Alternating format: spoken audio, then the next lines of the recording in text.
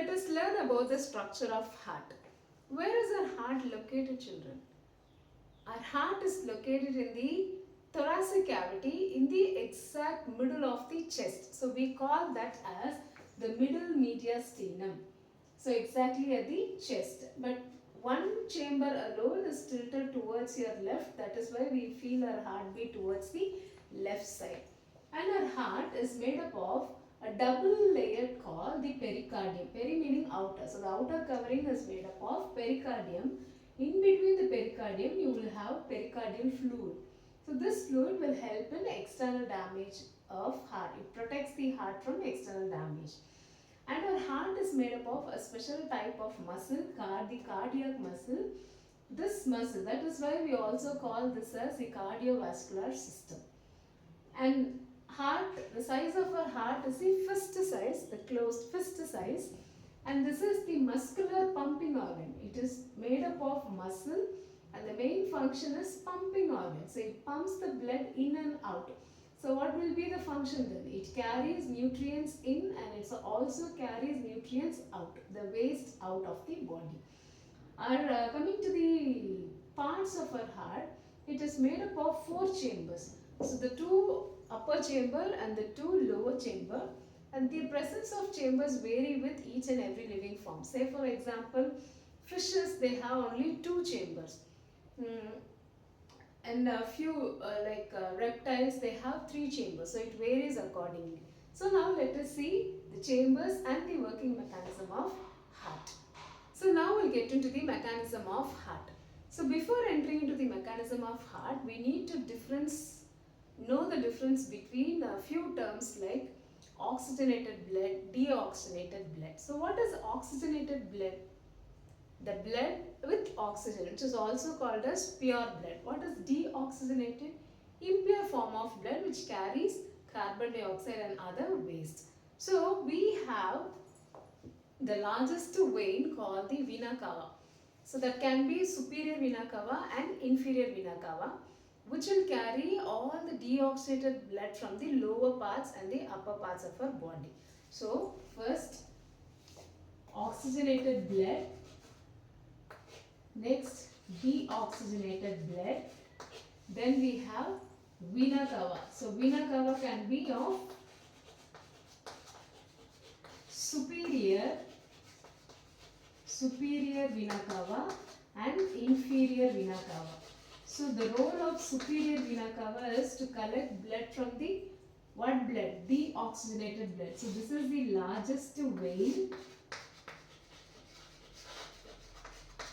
which will carry deoxygenated blood. So it carries deoxygenated blood. So superior is from the upper parts. It carries blood from the upper parts like head, neck, chest. Whereas inferior will collect blood from the lower parts like leg, pelvis. Okay. So next will be the exceptional artery. I told you the exceptional artery will be pulmonary artery, which is the only exceptional artery that carries deoxygenated blood. And we have another vein, pulmonary vein, which is the exceptional vein that carries oxygenated blood. And we have one more is the aorta, which is the largest artery which pumps the blood. So before entering into the mechanism, you need to know basics to understand the mechanism easily. Okay. Now let us get into the process. So I told you that our heart is made up of 4 chambers, the 2 upper chamber and the 2 lower chamber. So the 2 upper chamber are the right auricle and the left auricle, and the 2 lower chambers are the right ventricle and the left ventricle. So the 2 auricles are separated by septum. So this is separated by septum. So this is called as the interauricular septum, and this is called the interventricular septum. Okay, and here this is connected by 3 flaps called the tricuspid. So you call this as the tricuspid valve. And this is connected by 2 flaps and you call this as bicuspid valve, which is also called as mitral valve. This is also called as mitral valve. I told you there is a largest vein called the inferior vena cava and the superior vena cava, which carries deoxygenated blood from all the parts. So what will happen? The right auricle will receive deoxygenated blood, which means the impure form of blood from all the parts of your body. So I will write it as inferior vena cava and superior vena cava. Now the right auricle will be filled with deoxygenated blood, will be with high pressure. So what will happen? It has to be released out. So via the tricuspid valve, three valves, it reaches the right ventricle. Okay. So when it reaches the right ventricle, from the right ventricle, I told you there is an exceptional artery that carries deoxygenated blood. So the artery is pulmonary artery, which carry the blood to lungs for purification. So the blood carrying the impure form of blood will be taken to the lungs for purification. Now the blood will be purified here, and this will be carried by, what is the exceptional vein that carries oxygenated blood? Pulmonary vein.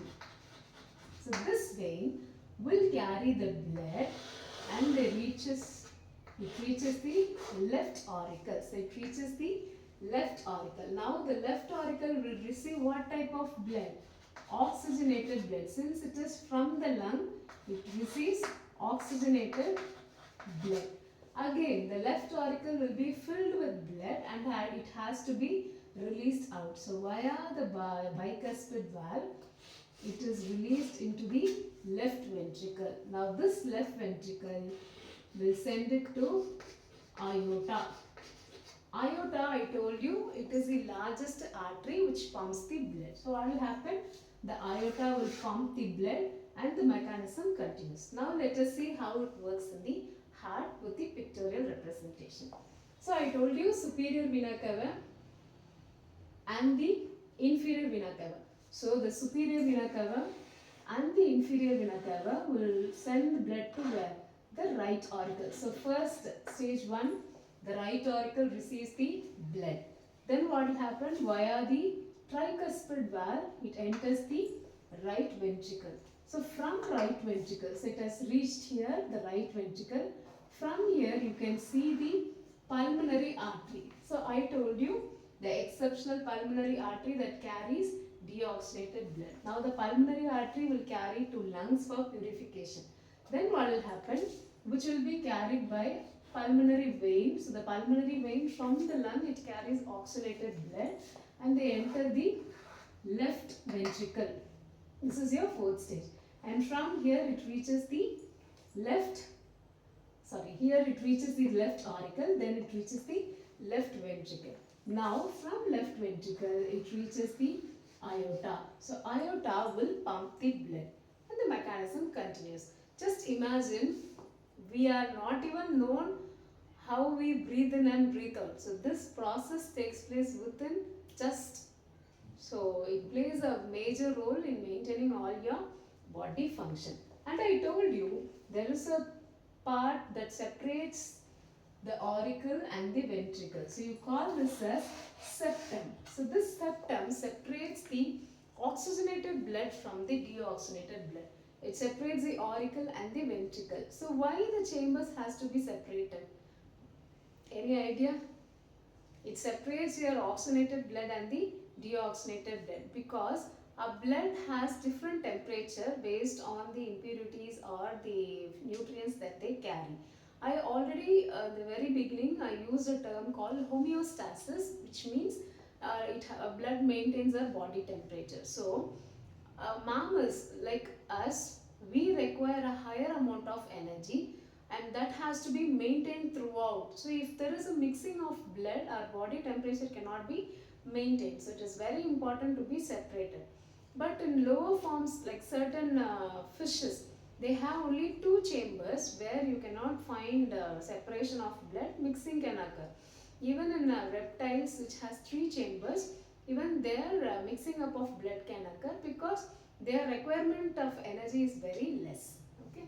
So septum also plays an important role. A riddle was asked Like what was the instrument used to measure blood pressure or hypertension? And was so happy to receive answers from you all. Thank you. And the answer was sphygmomanometer.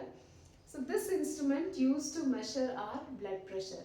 You could have seen that in hospitals, whenever you go check for illness, the first measure they take is a blood pressure, and the normal blood pressure should be around 120/80 mm of Hg.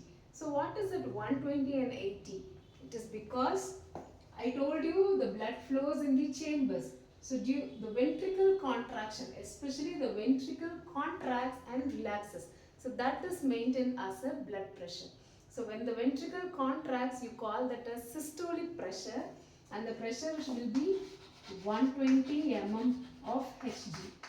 And the ventricle relaxes, you call that as diastolic pressure, and that will be 80 mm of Hg. So this should be the normal pressure of a healthy individual, but it varies with